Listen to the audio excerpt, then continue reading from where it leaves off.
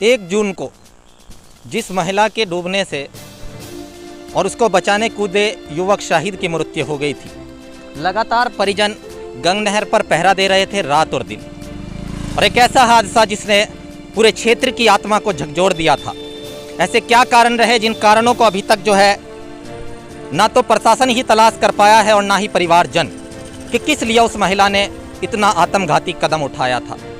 लेकिन उस महिला के कदम उठाने के बाद जो अपने 2 बच्चों को लेकर, एक 3 वर्षीय पुत्री और एक 1 वर्षीय पुत्री, जिसकी बॉडी 1 वर्षीय पुत्री की उसी दिन शाम के समय में ढांसरी गांव से बरामद हो गई थी।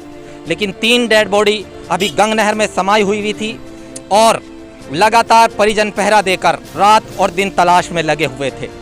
जी हाँ, एक ऐसा हादसा जिसने परिवारजनों के साथ साथ पूरे गांव और पूरे क्षेत्र को एक तरीके से हिलाकर रख दिया था और पूरा क्षेत्र रात और दिन पहरा दे रहा था।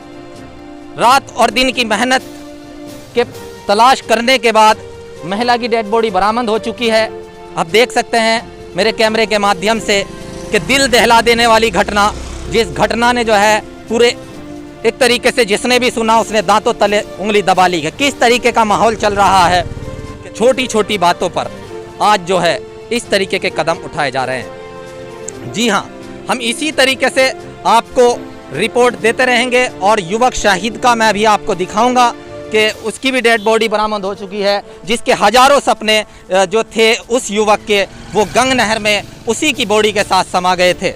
हालांकि युवक तैरना जानता था, लेकिन उसने अपनी जान की परवाह नहीं की। और ऐसा कहा भी जा रहा है कि युवक 2 पुत्रियों को महिला की बाहर निकाल लाया था, लेकिन किसी वजह से पैर फिसलने के कारण उसकी मृत्यु का समय शायद इसी तरीके से निश्चित था और वह युवक डूब गया, उसकी मृत्यु हो गई। उसकी बॉडी भी बरामद हो चुकी है, मैं दिखाता हूं आपको, और बॉडी को ले जाया जा रहा है। इसी तरीके से मैं आपको आगे रिपोर्ट देता रहूँगा, जुड़े रहिएगा मेरे साथ। इसलिए 1 तारीख को जिस महिला ने भोपा थाना क्षेत्र के गांव नया गांव की झाल से गंग नहर में कूदकर आत्महत्या कर ली थी, अपनी 2 पुत्रियों का साथ लेकर महिला अचानक किन्हीं अज्ञात कारणों के कारण गंग नहर में छलांग लगा दी थी और उसको बचाने कूदे। उसके ननंद के बेटे शाहिद ने भी उसको बचाने के लिए नहर में छलांग लगा दी थी। एक ऐसा हादसा जिसने पूरे क्षेत्र की आत्मा को झकझोर दिया था और उन कारणों को तलाश किया जा रहा था कि किस तरीके से महिला ने आत्महत्या की। लेकिन उसके कारणों से अलग सबसे महत्वपूर्ण ये था कि डेड बॉडी संस्कार के लिए परिजनों को मिल जाए, क्योंकि एक ऐसा हादसा जिसने पूरे परिवार को पूरी तरीके से झकझोर दिया था। उसके बाद बॉडी की तलाश लगातार दिन और रात नहर पर, गंग नहर पर पहरा देकर की जा रही थी।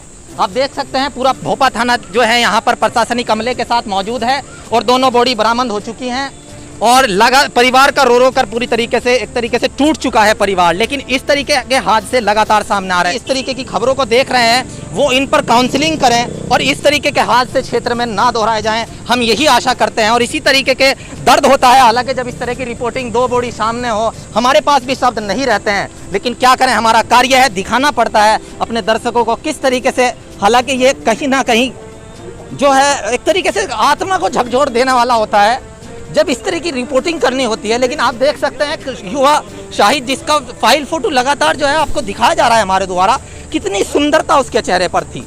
लेकिन एक हादसा और एक किस तरीके का हादसा हुआ कि जिसने उसकी जीवन लीला समाप्त कर ली। और परिवार कहीं ना कहीं, शाहिद तो चला गया, उस महिला के पीछे क्या अज्ञात कारण रहे होंगे उसको तो प्रशासन तलाश करने का प्रयास करेगा या जांच का विषय है। लेकिन हम चाहते हैं कि कोई भी महिला या कोई भी पुरुष आज के समय में अगर तनावपूर्ण स्थिति आती है, आप ये देख सकते हैं कि परिवार और यहाँ पर भीड़ लगी हुई है। पंचनामे की प्रक्रिया को जो है अंजाम दिया जा रहा है और कहीं ना कहीं जल्द ही कोशिश करेंगे कि इस प्रक्रिया को निपटाया जाए, क्योंकि जिस तरीके से बॉडी में लगातार रखने से बदबू पैदा हो जाती है, वो कहीं ना कहीं प्रशासन के लिए और परिवार वालों के लिए चिंता का विषय रहता है। और मैं आपको दिखाना चाहूँगा वो घटना स्थल जहाँ से बॉडी बरामद हुई है, यहाँ पर भीड़ लगातार लगी हुई है। वो बहुत ही दुखद विषय है कि इस तरीके के जो है हादसे हो रहे हैं। और मैं बात भी करूँगा यहाँ पर जो है कुछ लोगों से, क्योंकि इस समय बात करना हालांकि उचित नहीं है, कहीं ना कहीं दुख की घड़ी है, संकट का समय है। ये वो स्थान है, आपको दिखाई दे रहा होगा मेरे कैमरे के माध्यम से, जहाँ से बॉडी बरामद हुई है। और लगातार पिछले 5 दिनों से रात और दिन, हालांकि रात आपने देखा बारिश का मौसम था, उसके बाद परिवारजन यहाँ पर डटे रहे और एक तरीके से संकट की घड़ी, कोरोना महामारी के चलते लोग अलग परेशान थे, लेकिन जिसके परिवार में इस तरह का हादसा हो जाए उसके हादसे को बयान करने के लिए शब्द नहीं होते हैं। मैं बात करना चाहूँगा, मेरे साथ यहाँ पर जो है कुछ क्षेत्र के जिम्मेदार लोग मौजूद हैं कि किस तरीके से जो है इस दुख की घड़ी में उन्होंने परिवार वालों का साथ दिया। और जोली गांव में यहाँ पर जो है लगातार परिवार वाले जमे हुए थे, ग्राम प्रधान लगातार अपडेट देते रहे।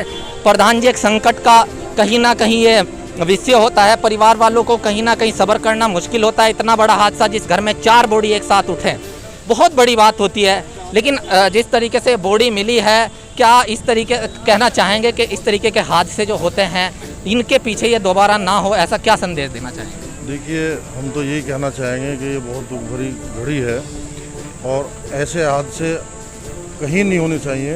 ये हो सकता है मेरे हिसाब से पारिवारिक कोई बात हो, अभी कुछ कहा नहीं जा सकता है। जब तक बात स्पष्ट नहीं होती तब तक कुछ नहीं कहा जा सकता है। अभी तो परिवार को सांत्वना देने की घड़ी है, अभी कुछ नहीं कहा जा। जिस तरीके से ग्राम प्रधान जो है दुख के साथ उनके शब्द भी जो है नहीं निकल पा रहे हैं। यहाँ पर भीड़ लगातार बढ़ती जा रही है और क्षेत्र में ये एक बात होती है कि एक दूसरे के सुख दुख में साथ रहते हैं और इसी वजह से 5वें दिन ये बॉडी बरामद हुई है। 2 महिला और युवक शाहिद की बॉडी बरामद हो चुकी है। अभी एक पुत्री की, जो 2 पुत्रियों को लेकर महिला कूदी थी, एक पुत्री की बॉडी जो है उसी दिन शाम में बरामद हो गई थी। ढांसरी गांव से, जो ककरौली थाना क्षेत्र के अंतर्गत आता है, वहां से बरामद हो गई थी। एक पुत्री की बॉडी अभी रह रही है। दुआ करते हैं, आशा करते हैं, भगवान से प्रार्थना है कि उसके संस्कार के लिए भी उसकी बॉडी जल्द मिल जाए। और प्रशासन लगातार जद्दोजहद कर रहा है यहाँ पर भीड़ को कम करने के लिए। और इसी तरीके से हम आशा करते हैं कि ऐसे हादसे किसी के साथ ना हो। और इसी तरीके से मैं जुड़ा रहूँगा, अपडेट देता रहूँगा। जुड़े रहिएगा मेरे साथ। मैं Shahim Hasan, India plus news, Muzaffarnagar. India plus news, सिर्फ वही जो सही।